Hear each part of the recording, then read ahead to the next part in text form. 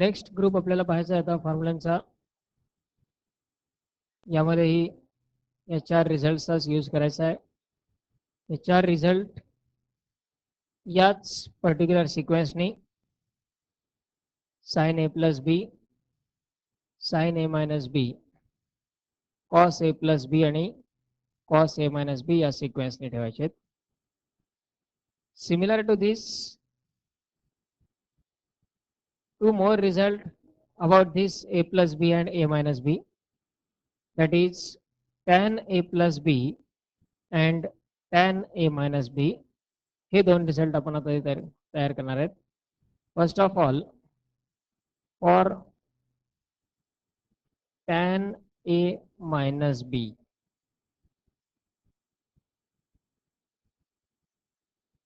tan a minus b लाच आपण sin a minus b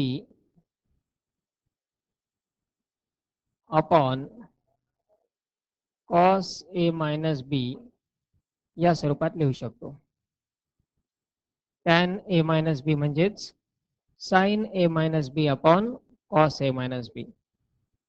यामध्ये sin a minus b चा formula, sin a minus b चा formula sin a into cos b minus cos a into sin b divided by denominator cos a minus b चा formula cos a into cos b plus sin a into sin b. या सगळ्या terms आपल्याला पुन्हा conversion करायचं आहे tan मध्येच. टॅनचा formula टॅनच्या स्वरूपातच यायला पाहिजे. त्यासाठी टॅन म्हणजे असतो साइन अपॉन कॉस, म्हणजे सगळे कॉस डिनोमिनेटरला यायला पाहिजे. यासाठी काय करायचं, divide numerator and denominator by cos a into cos b. किंवा एक हिंट म्हणून आपण लक्षात ठेवू शकतो, या ठिकाणी जी टर्म असेल त्या टर्मने डिवाइड करायचं. टॅनच्या रिझल्टचा यूज ज्यावेळेस डेरिव्हेटिव्हजमध्ये, इंटिग्रेशन्समध्ये 12th ला पण यूज केला जातो, त्या प्रत्येक ठिकाणी सिम्प्लिफिकेशनसाठी ही एकच हिंट सफिशियंट आहे. या ठिकाणी असणारी जी टर्म आहेत त्यांना डिवाइड करावं लागतं बऱ्याच ठिकाणी, मोस्ट ऑफ द एक्झाम्पल्समध्ये. म्हणजे cos a into cos b न डिवाइड करायचं न्यूमरेटर आणि डिनॉमिनेटरला. काय होईल डिवाइड केल्यानंतर पहा, न्यूमरेटरची टर्म येईल sin a into cos b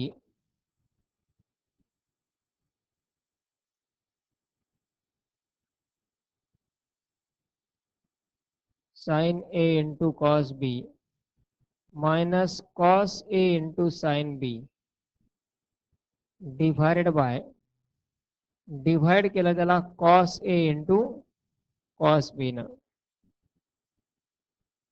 complete denominator cos a into cos b plus sin a into sin b divided by cos a into cos b.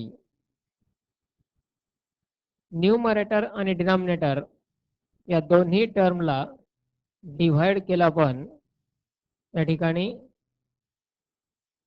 cos a into cos b न. आता यामध्ये cos a into cos b हा जो denominator आहे हा या दोन्ही न्यूमरेटरला separate घ्यावा लागेल. सेपरेट आपण घेऊ शकतो. या दोन टर्म मध्ये सबट्रॅक्शन असल्यामुळं sin a into cos b याला आपण डिवाइड घेऊ शकतो cos a into cos b ही पूर्ण टर्म, आणि cos a into sin b यालाही डिवाइड पूर्ण टर्म येईल cos a into cos b. Similarly डिनॉमिनेटरला same cos a into cos b divided by cos a into cos b. आणि plus sine A into sine B divided by cos A into cos B. Likewise आपण denominator separate करू शकतो प्रत्येक टर्मचा. मग जर हा separate केला तर काय होईल पहा, sine A into cos B upon cos A into cos B minus cos A into sine B upon cos A into cos बी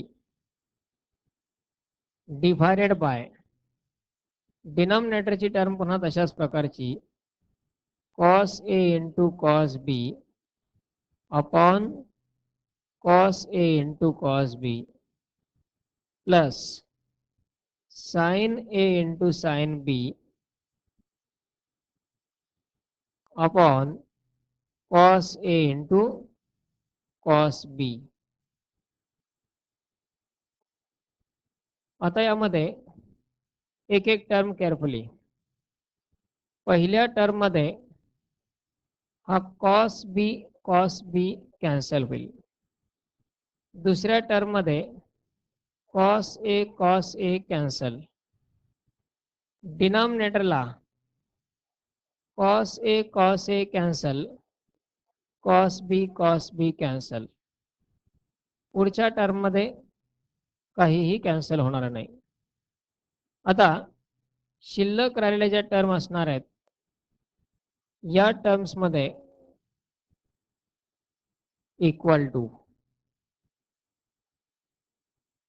पहिल्या टर्म मध्ये पहा साइन ए अपॉन कॉस ए शिल्लक राहिलाय. साइन ए अपॉन कॉस ए म्हणजे काय, tan A minus sign B upon cos बी म्हणजेच tan बी divided bye इथे cos एच्या दोन्ही टर्म कॅन्सल आहेत आणि कॉस बीच्याही दोन्ही टर्म कॅन्सल आहेत. म्हणजे शिल्लक राहील फक्त 1 plus sine A upon cos A tan A आणि sine B upon cos B tan B म्हणजेच 1 plus tan A into tan B. म्हणजेच टॅन ए मायनस बी चा फॉर्म्युला काय आला, tan A minus B equal to tan A minus tan B upon 1 plus tan A into tan B. ऐकताना पाहताना careful concentration पाहिजे. Tan A minus B वेगळा आहे, tan A minus tan B हा पण वेगळा आहे. यात कन्फ्युजन नको आहे. Tan A minus B equal to tan A minus tan B upon 1 plus tan A into tan B. That is the result for tan A minus B. Similar to this, we can find or you can find the result for tan A plus B.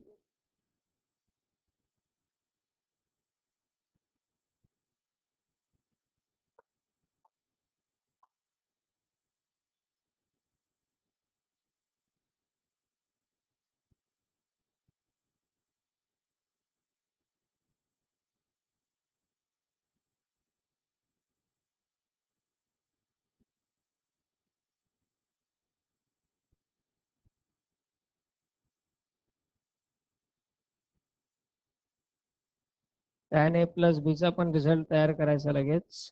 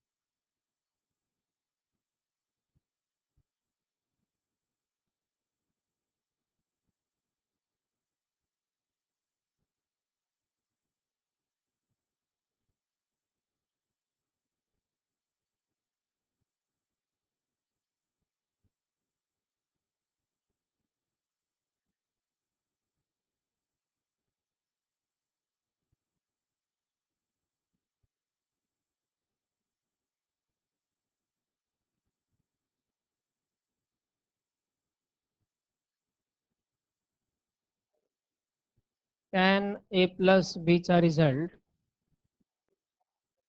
tan a plus b equal to sin a plus b upon cos a plus b. साईनच्या फॉर्म्युल्यामध्ये जर plus असेल तर मध्ये पण plus येतो आणि minus असेल तर मायनस येईल. नंतर या ठिकाणी प्लस आणि डिनॉमिनेटरला मायनस एवढाच चेंज फक्त प्रत्येक ठिकाणी. न्यूमरेटरला प्लस डिनॉमिनेटरला मायनस, न्यूमरेटरला प्लस डिनॉमिनेटरला मायनस.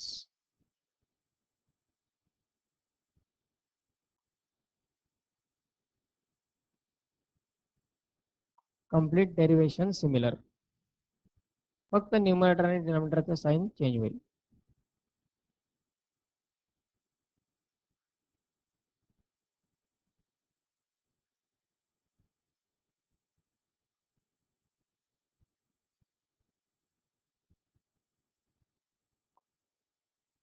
म्हणजे हे झाले दोन result. tan a plus b equal to काय, tan a plus tan b upon 1 minus tan a into tan b आणि tan a minus b equal to tan a minus tan b upon 1 plus tan a into tan b. काय changes आहेत carefully लक्षात घ्या. Numerator आणि डिनॉमिनेटरचं sign वेगवेगळं हे तर दोन्ही ठिकाणी कन्फर्म आहे. लेफ्ट साइडला ब्रॅकेटमध्ये जे साइन आहे ते साइन न्यूमरेटरला घ्यायचे. एक हिंट एवढी लक्षात ठेवायची. म्हणजे या पहिल्या रिझल्टमध्ये ब्रॅकेटमध्ये प्लस आहे लेफ्ट साइडला, न्यूमरेटरला प्लस आला, न्यूमरेटरला प्लस म्हणजे डिनॉमिनेटरला मायनस असणार. सेकंड रिझल्टमध्ये लेफ्ट साइडला मायनस आहे, जे साइन लेफ्ट साइडला आहे तेच न्यूमरेटरला, न्यूमरेटरला मायनस आला, डिनॉमिनेटरला प्लस येईल. हेच रिझल्ट काही ठिकाणी आणखी एका प्रकारे यूज करावे लागतात. हा जो डिनॉमिनेटर आहे तो डिनॉमिनेटर जर लेफ्ट साइडला घेतला तर तो त्याला मल्टिप्लाय होईल आणि फॉर्म्युला मग तयार होतो tan a minus tan b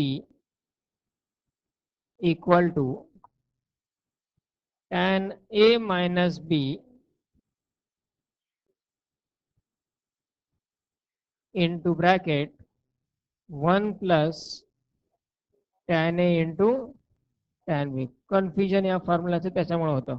म्हणून मग जे सांगितलं होतं tan a मायनस b वेगळा आणि tan a minus tan b वेगळा.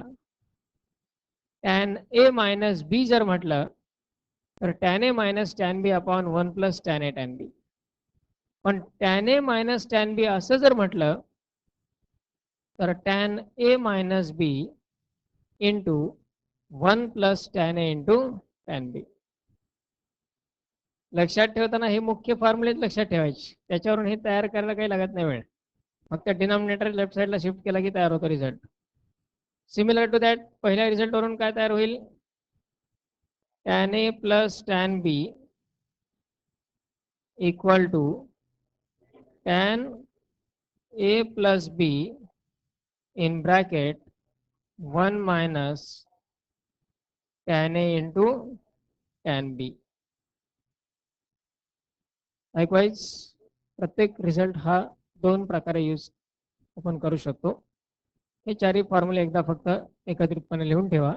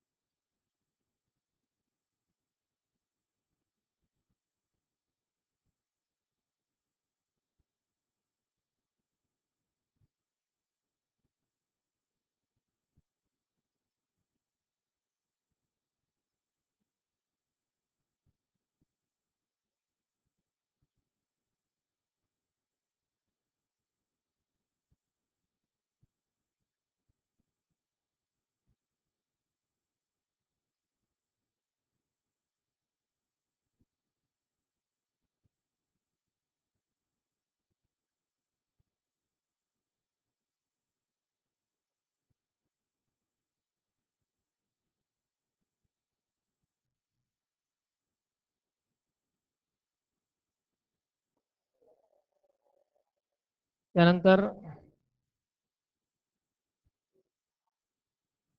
नेक्स्ट ग्रुप आहे तो प्रॉडक्ट फॉर्म्युले.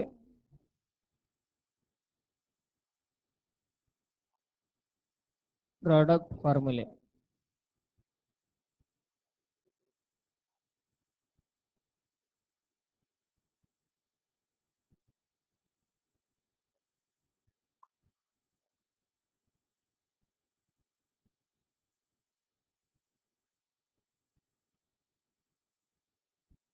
first of all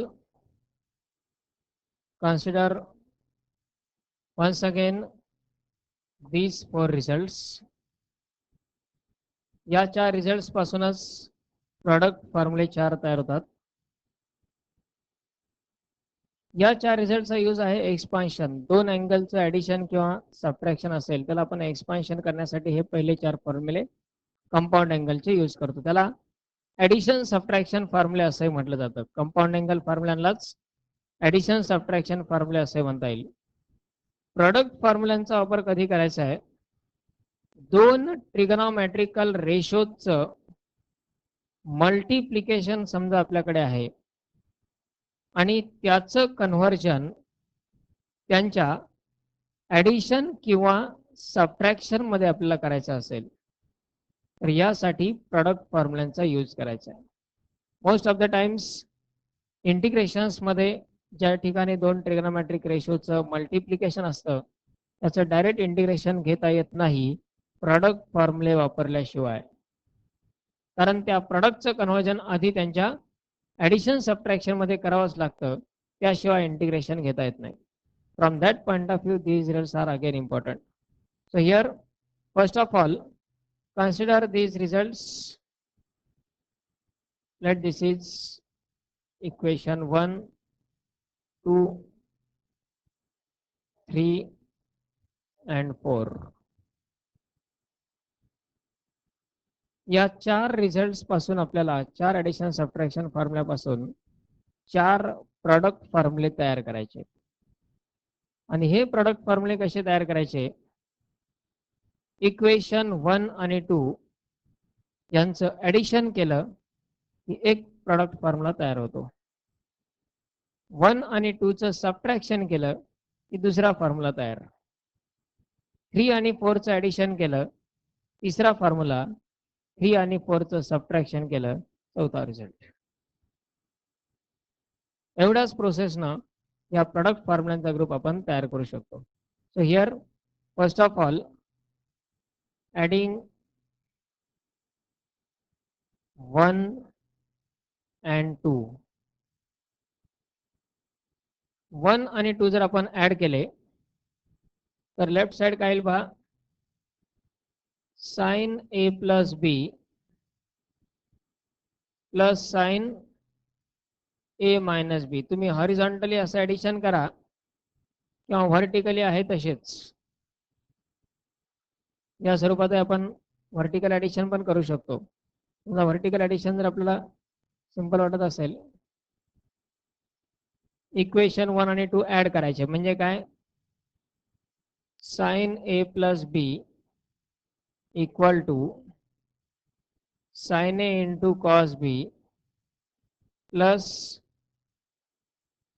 cos A into sine B. आणि साइन ए मायनस बी याचा रिझल्ट काय, sine A into cos B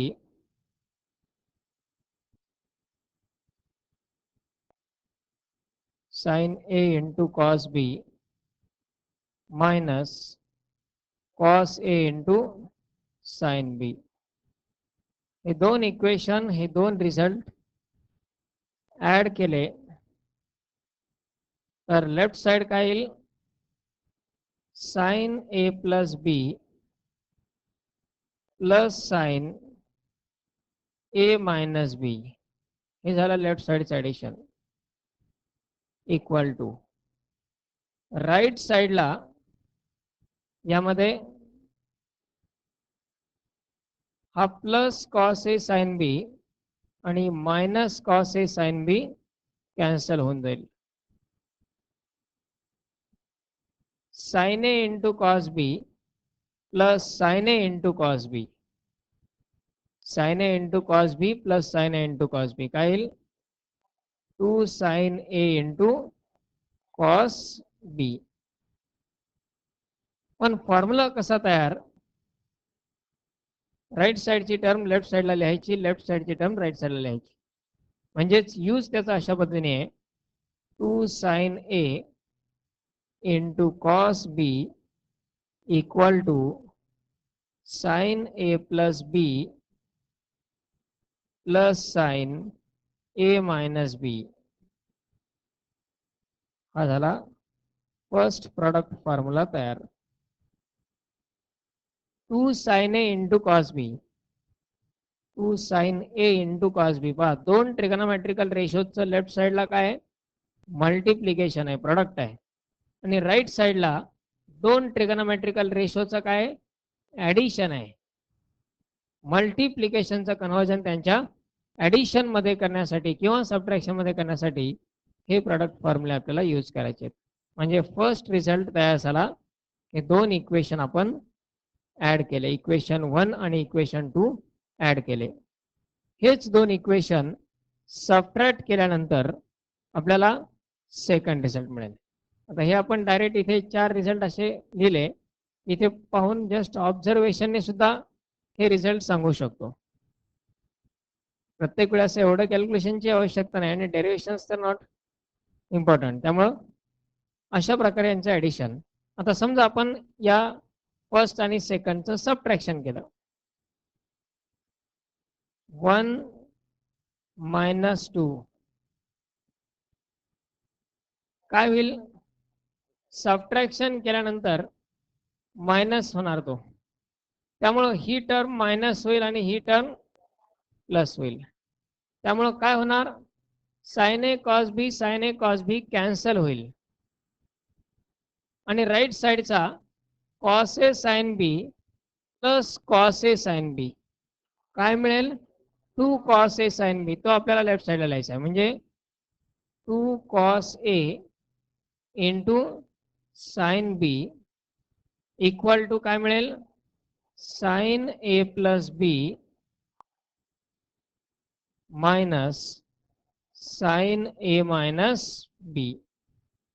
काय केलं आपण? इक्वेशन 1 मधून इक्वेशन 2 सबट्रॅक्ट केलं. इक्वेशन 1 मधून इक्वेशन 2 सबट्रॅक्ट केलं, सेकंड रिझल्ट मिळाला. सिमिलर टू दॅट जर आपण इक्वेशन 3 आणि इक्वेशन 4 यांचं ॲडिशन केलं. इक्वेशन 3 प्लस इक्वेशन 4 इथेच ॲडिशन करा. काय होईल? ही minus sine A sine B आणि plus sine A sine B ची टर्म कॅन्सल होईल. Cos A cos B plus cos A cos B म्हणजे काय? 2 cos A cos B, 2 cos A into cos B equal to काय येईल? Cos A plus B plus cos A minus बी.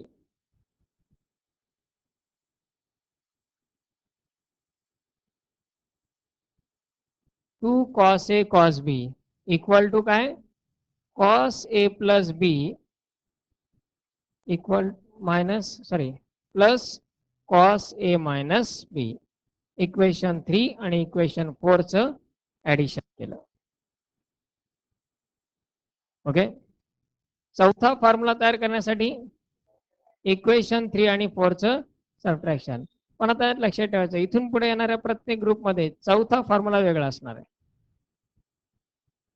काहीतरी minor त्यामध्ये variation आहे आणि ते व्हेरिएशन असणार आहे मायनसचं.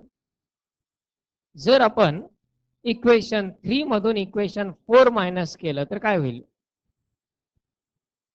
इक्वेशन 3 मधून जर 4 मायनस केलं, ही टर्म मायनस होईल, ही पण टर्म मायनस होईल. Cos A cos B cancel होऊन जाईल. पण minus sine A sine B minus sine A sine बी काय येईल तो -2 sine A sine B -2 sine A sine बी म्हणजे पहिला फॉर्म्युला आहे 2 साइन ए कॉस बी दुसरा आहे 2 कॉस ए साइन बी तिसरा आहे 2 कॉस ए कॉस बी चौथा काय -2 साइन ए साइन बी मग दोन्ही साइडला मायनसने आपण मल्टिप्लाय करून त्याला 2 साइन ए साइन बी मध्ये कन्वर्ट करू शकतो किंवा 3 मधून 4 मायनस करण्याऐवजी 4 मायनस 3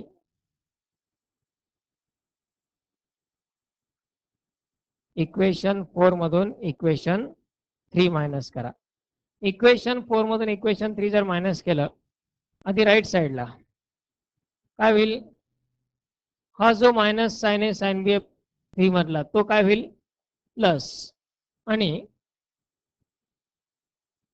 हा तर ऑलरेडी प्लस आहेच आहे plus sine A sine B plus sine A sine बी तो काय येईल 2 साइन ए साइन बी तुम्ही फार तर सेपरेट हे वर्क ऍडिशन सबट्रॅक्शनचं मगाच्या पहिल्या रिझल्ट सारखं तयार करून पाहू शकता ज्यांना डायरेक्ट जमत नाही ते 4 मधून 3 मायनस करायचं त्यामध्ये plus sine A sine B plus sine A sine बी तो होतो 2 साइन ए साइन बी आता right side cos A minus B minus cos A plus B cos A minus B minus cos A plus B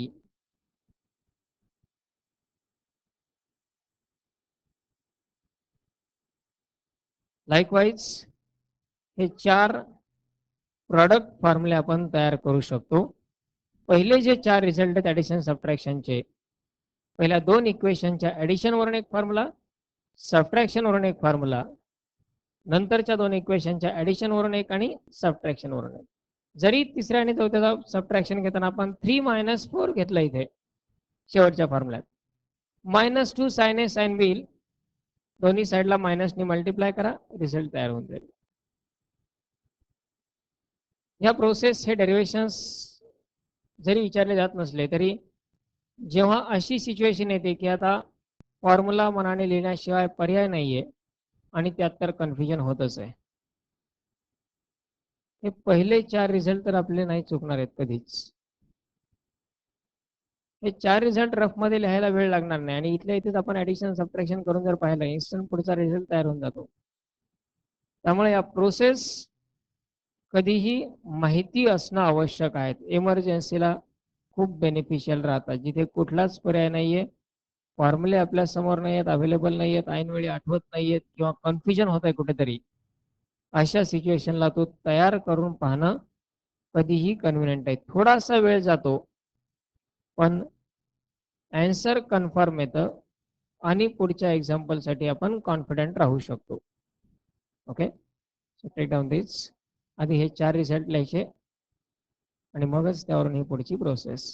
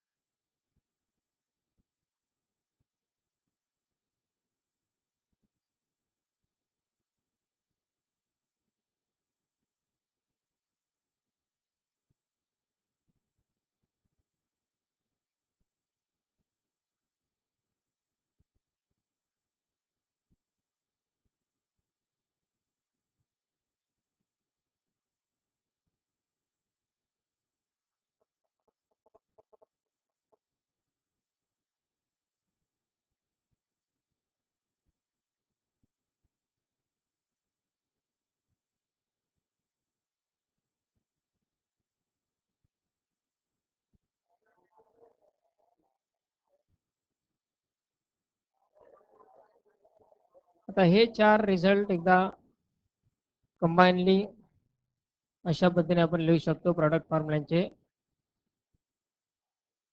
2 sin A into cos B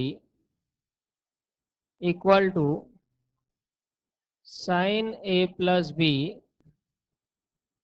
plus sin A minus B. 2 cos A into sin B equal to sin A plus B minus sin A minus B. 2 cos A into cos B equal to cos A plus B plus cos A minus B. आणि last रिझल्टसाठी 2 sin A into sin B equal to cos A minus B minus cos A plus B. किंवा fourth result आपण याही स्वरूपात use करू शकतो. -2 sin A sin B equal to cos A plus B minus cos A minus B. चौथा result दोन्हीपैकी कुठल्याही एका स्वरूपात. हे आहेत सर्व प्रॉडक्ट फॉर्म्युले आपण जे तयार केले ते. यानंतर नेक्स्ट ग्रुप आहे तो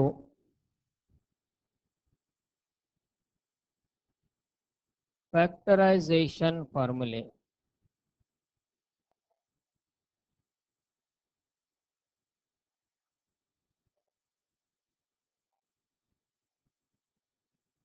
Study should be careful.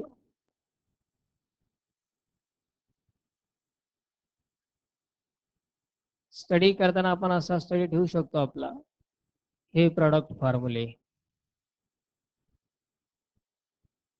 हे फॅक्टरायझेशन फॉर्म्युले, असं नाही. प्रॉडक्ट फॉर्म्युले तयार करण्यासाठी आपण हे 4 ॲडिशन सबट्रॅक्शन फॉर्म्युले यूज केलेले आहेत. आता आपल्याला प्रॉडक्ट फॉर्म्युले हेच आहेत 4, यांचा यूज करून फॅक्टरायझेशन फॉर्म्युले तयार करायचे.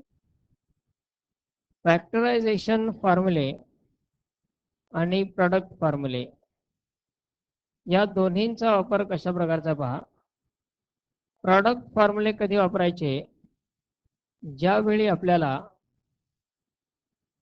2 ट्रिग्नोमेट्रिकल रेशोच्या प्रॉडक्टचं कन्व्हर्जन, मल्टिप्लिकेशनचं कन्व्हर्जन त्यांच्या ॲडिशन किंवा सबट्रॅक्शन मध्ये करायचं आहे, त्यावेळी प्रॉडक्ट फॉर्म्युले. फॅक्टरायझेशन फॉर्म्युले कधी यूज करायचे, 2 ट्रिग्नोमेट्रिकल रेशोच्या ॲडिशन किंवा सबट्रॅक्शनचं कन्व्हर्जन त्यांच्या प्रॉडक्ट मध्ये करायचं असेल तर, म्हणजे याचीच अपोजिट प्रोसेस वापरायची आपल्याला. प्रॉडक्ट फॉर्म्युले, हे प्रॉडक्ट फॉर्म्युले आहेत आपल्या समोर जे दिसतात सध्या, ते प्रॉडक्ट फॉर्म्युले आहेत, हे फॅक्टरायझेशन फॉर्म्युले नाहीत. हे प्रॉडक्ट फॉर्म्युले, याच्यावरून आपण फॅक्टरायझेशन फॉर्म्युले तयार करणार आहेत. प्रॉडक्ट फॉर्म्युलांचा उपयोग काय, प्रॉडक्टचं कन्व्हर्जन ॲडिशन सबट्रॅक्शन मध्ये करणे. फॅक्टरायझेशन फॉर्म्युले कशासाठी वापरायचे, ॲडिशन सबट्रॅक्शनचं कन्व्हर्जन प्रॉडक्ट मध्ये करणे. मग आता यासाठी काय करायचं, जसं आपल्याकडे साइन ए कॉस बी अशा प्रकारची टर्म आली मल्टिप्लिकेशन मध्ये, ॲडिशन सबट्रॅक्शन मध्ये 2 ट्रिग्नोमेट्रिकल रेशोचं ॲडिशन आहे. समजा sin 30 प्लस कॉस 40, हे ए प्लस बी ए मायनस बीच्या स्वरूपात आहे का, sin 30 प्लस कॉस 30 अशी टर्म आहे, किंवा sin 30 प्लस sin 60 अशी टर्म आहे. ही टर्म ए प्लस बी ए मायनस बीच्या स्वरूपात नाहीये. या फॉर्म्युल्यावरून फॅक्टरायझेशन फॉर्म्युले कसे तयार करायचे, यामध्ये प्रत्येक रिझल्टसाठी ए प्लस बी याच्या जागी व्हॅल्यू लिहायची सी आणि ए मायनस बी याच्या जागी व्हॅल्यू लिहायची डी. ए प्लस बीच्या जागी सी आणि ए मायनस बीच्या जागी डी. फॅक्टरायझेशन फॉर्म्युले मॅक्झिमम टाइम आठवत नाहीच, त्यात कन्फ्युजन होतच. यांचा मात्र यूज जास्त वेळ असल्यामुळे हे लक्षात राहतात. याच्यावरूनच फॅक्टरायझेशन फॉर्म्युले कसे तयार करायचे, ए प्लस बीच्या जागी सी आणि ए मायनस बीच्या जागी, म्हणजे आपल्याला ए आणि बी मधून हे फॉर्म्युले सी आणि डी मध्ये ट्रान्सफर करायचे. पण यानं होईल राईट साईडचं काम. समजा पहिला फॉर्म्युला आहे त्याला आपण sine C plus sine D असं लिहू शकतो, पण लेफ्ट साईडला ए प्लस बी ए मायनस बी अशा टर्म आहेत का? त्या आहेत सेपरेटली ए आणि बी च्या स्वरूपात. फॉर्म्युला जर तयार झाला तर एक तर सगळे ए आणि बी पाहिजेत किंवा सगळे सी आणि डी पाहिजेत. म्हणजे लेफ्ट साईडच्या ए आणि बी ची किंमत आपल्याला सी आणि डी च्या स्वरूपात तयार करावं लागेल. यासाठी हे दोन इक्वेशन ऍड करा. काय होईल, 1 प्लस 2 जर केला आपण तर बी कॅन्सल होईल, 2a equal to C plus D. म्हणजेच ए ची किंमत काय येईल, C plus D upon 2. A ची किंमत सी प्लस डी अपॉन 2. आणि जर आपण 1 मायनस 2 केला या दोन्हीचं सबट्रॅक्शन तर ए कॅन्सल होईल, बी प्लस बी होईल 2b equal to C minus D. आणि म्हणजेच बी ची किंमत काय, सी मायनस डी अपॉन. म्हणजे हे जे चार प्रॉडक्ट फॉर्म्युले आहेत यात प्रत्येक ठिकाणी ए प्लस बी च्या जागी सी, ए मायनस बी च्या जागी डी, ए च्या जागी सी प्लस डी अपॉन 2 आणि बी च्या जागी सी मायनस डी अपॉन 2 लिहिला की पुढचा चार फॉर्म्युलांचा ग्रुप म्हणजेच फॅक्टरायझेशन फॉर्म्युलांचा ग्रुप तयार होऊन जाईल. आता बघा, फक्त तो ग्रुप तयार करत असताना काय करायचं, जी राईट साईडची टर्म आहे ती लेफ्ट साईडला लिहायची, जी लेफ्ट साईडची टर्म आहे ती राईट साईडला लिहायची, म्हणजे डायरेक्ट फॉर्म्युलाच तयार होईल. मला दोन स्टेप त्याला करत बसण्याची गरज नाही. पहा, पहिला result, first sign A plus B च्या जागी आपण सी लिहिणार आणि ए मायनस बी च्या जागी sine C plus sine D, sine C plus sine D equal to, आता लेफ्ट साईडची टर्म 2 साइन ए च्या जागी काय लिहायचंय, C plus D upon 2 into cos C minus D upon sine C plus sine D चा formula तयार झाला. काय केलंय, व्हॅल्यू याच ठेवायच्या आहेत, ए प्लस बी च्या जागी C, A minus B equal to D, A च्या जागी सी प्लस डी अपॉन 2 आणि बी च्या जागी सी मायनस डी अपॉन 2. फक्त हे लिहिताना राईट साईडची टर्म लेफ्ट साईडला लिहायची, लेफ्ट साईडची टर्म राईट साईडला, फॉर्म्युला तयार. आता इथे सेकंड रिझल्ट मध्ये काय होईल पहा, आधी राईट साईड घेतली, साइन ए प्लस बी म्हणजे काय, sine C minus sine D equal to, आता लेफ्ट साईडची टर्म काय येईल, 2 कॉस ए म्हणजे काय, सी प्लस डी अपॉन 2 आणि बी म्हणजे काय, C minus D upon 2. 2 cos A into sine B, 2 cos A into sine B. तिसरा रिझल्ट, तिसऱ्या रिझल्ट मध्ये राईट साईडला ए प्लस बी च्या जागी सी आणि ए मायनस बी च्या जागी डी लिहिला, काय होईल, cos C plus cos D त्याची left side 2 cos A into cos B म्हणजे 2 cos C plus D upon 2 into cos C minus D upon 2.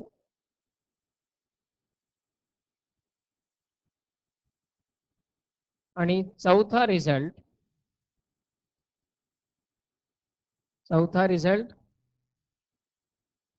दोन प्रकारे cos A मायनस बी आहे. A मायनस बी म्हणजे काय? D. A मायनस बी म्हणजे D.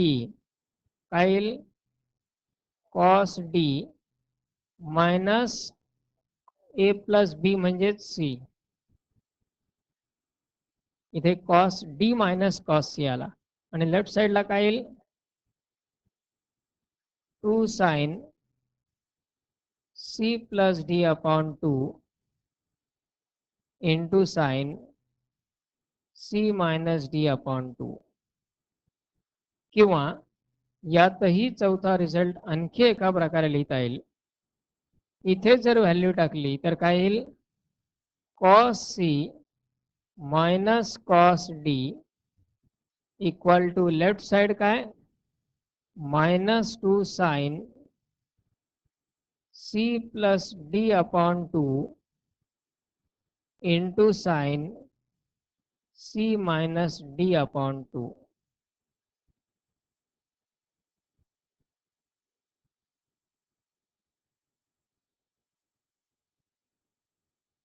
These are the factorization formulae. हे factorization फॉर्म्युले तयार झाले.